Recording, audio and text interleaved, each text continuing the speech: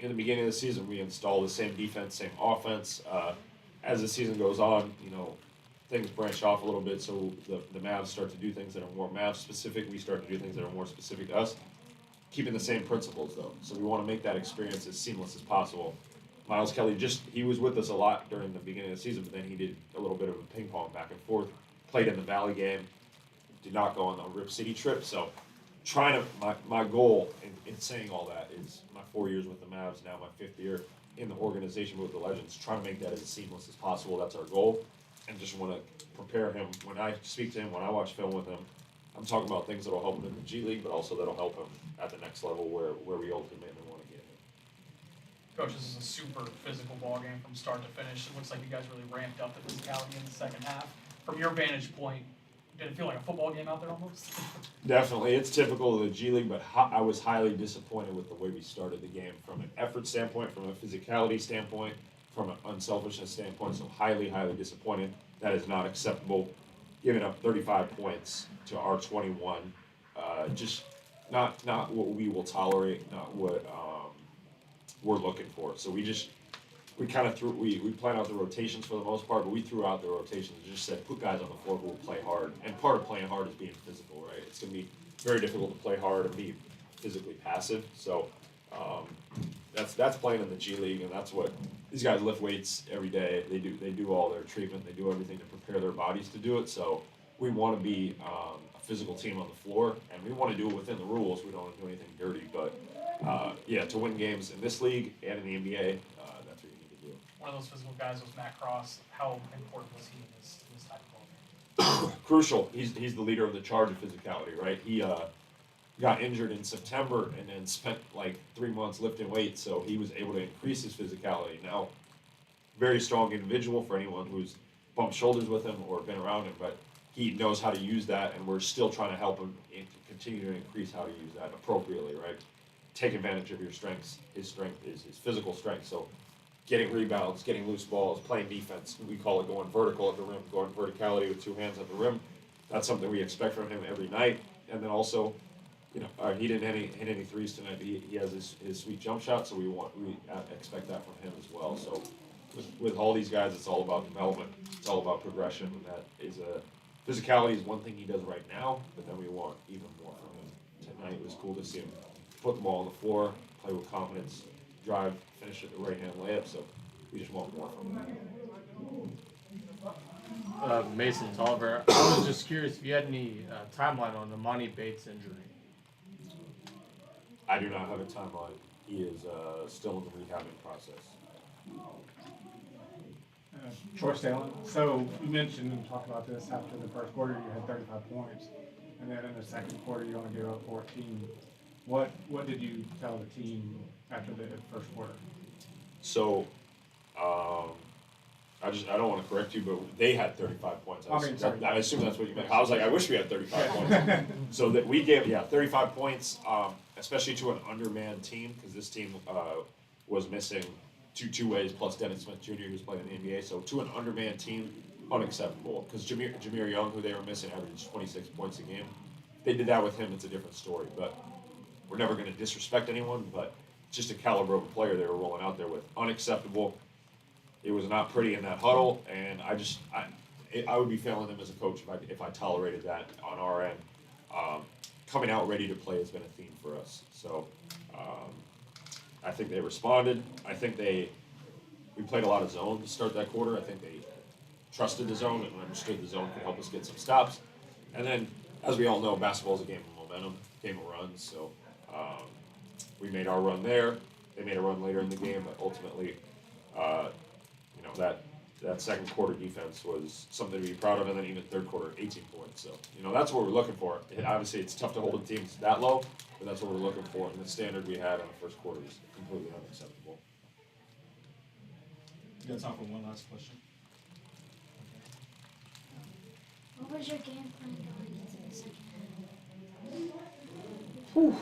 half? Keep that as general as possible. As always, every possession that the ball touches the paint is more efficient. So getting the ball into the paint, but now understanding that they were missing their starting center, Golden. does a great job protecting the rim. But now they don't have him. Now they need multiple bodies in the paint. So game plan was once you get in the paint, if you can score, go score. Great, go ahead and take the layup. We want to take layups as many times as possible. But you see multiple bodies, that means someone's open. So drive and kick. With driving and kicking, there's also responsibility of the guy who's off the ball, get space, be available, ready to catch and shoot. We work on our shot every day. We have these guys shooting shots every day in post-practice shooting. So shoot your catch and shoots, and then just play unselfish basketball. That's offense, and then defensively, just put up a stand and compete. It wasn't so much a schematic thing. Needed up our physicality, needed to be more competitive on the ball, guarding, taking pride in guarding the ball, and then when we do our switching, pushing up and being as physical as possible to take away any easy offense for them, making them stall out.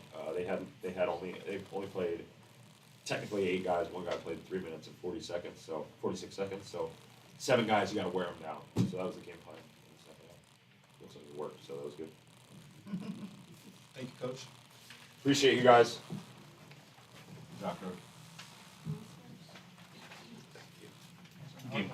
Thanks, guys.